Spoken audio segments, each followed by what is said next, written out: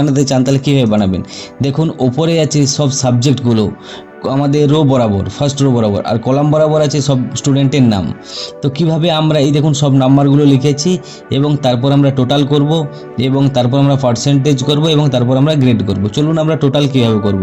না, টোটাল করার জন্য প্রথম আমরা ইকুয়ালস টু লিখেছি, লিখে আমরা সাম ফাংশনটা লিখলাম, দিয়ে প্রথম বন্ধনী ওপেন করে সব নাম্বারগুলোকে আমরা যোগ করে দিচ্ছি। দেখুন 75 থেকে একদম 85 পর্যন্ত, দিয়ে আমরা কি করব, কোনায় নিয়ে গিয়ে ডবল ক্লিক করব। করা মাত্রই দেখুন সব টোটালগুলো কিন্তু এখানে ডিসপ্লে হয়ে যাচ্ছে। এরপরে যদি, এবং তার জন্য ফাংশনটা আমরা দেখেছি, এরপরে আমরা কি করব না, এরপরে আমরা পার্সেন্টেজ বের করব বা এভারেজ বের করব। এর জন্য সিম্পল আমরা কি লিখবো না, ইকুয়ালস টু লেখার পর আমাদের এখানে এভারেজ বলে একটা ফাংশন লিখতে হবে। তাহলে কীভাবে লিখবো দেখুন, তাহলে প্রথম আমি দিচ্ছি ইকুয়ালস টু, তারপর লিখছি এভারেজ লেখার পর প্রথম বন্ধনী শুরু করব। প্রথম বন্ধনী শুরু করার পর দেখুন সব নাম্বারগুলো শুধু যোগ করব, টোটাল ছাড়া, কিন্তু এই টোটালটা কিন্তু থাকবে না। তাহলে টোটাল ছাড়া পুরোটা যোগ করলাম, দিয়ে আমরা ব্র্যাকেট শেষ করে এন্ট্রি দিলাম, তারপর ডবল ক্লিক করলাম। দেখুন পুরোটাই কি হয়ে গেছে না, আমাদের এভারেজ কিন্তু হয়ে গেছে। এইবারে আমরা বের করব গ্রেড। এই গ্রেড বের করানোর জন্য আমরা কি, ইফ কন্ডিশন দেওয়ার পর আমাদেরকে এইখানে যেই সেলটা আমরা সিলেক্ট করতে চাইছি অর্থাৎ এভারেজের উপর, তাহলে এভারেজটাকে আমরা ক্লিক করলাম।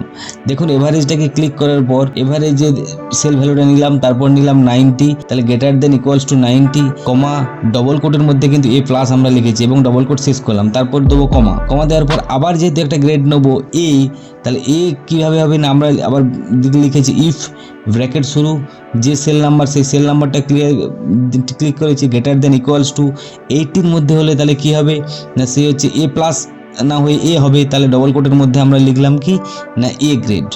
আবার ইফ আবার আমরা ডবল কোট শেষ করবো, কমা দিয়ে ইফ, আবার আমরা কি করব, এখানে সেল নাম্বার এবং তারপর অনুরূপভাবে সব সূত্রগুলো আমরা একদম ফেল পর্যন্ত পর করে কিন্তু ওগুলো লিখে যাব।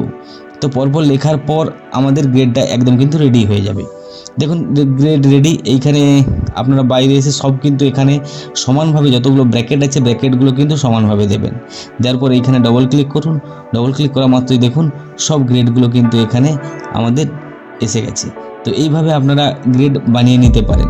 তাহলে এই যে মার্কশিট আমরা বানিয়েছি, সহজেই কিন্তু এইভাবে আপনারাও মার্কশিট বানাতে পারেন, যেখানে টোটাল, পার্সেন্টেজ এবং গ্রেড আমরা রেডি করেছি।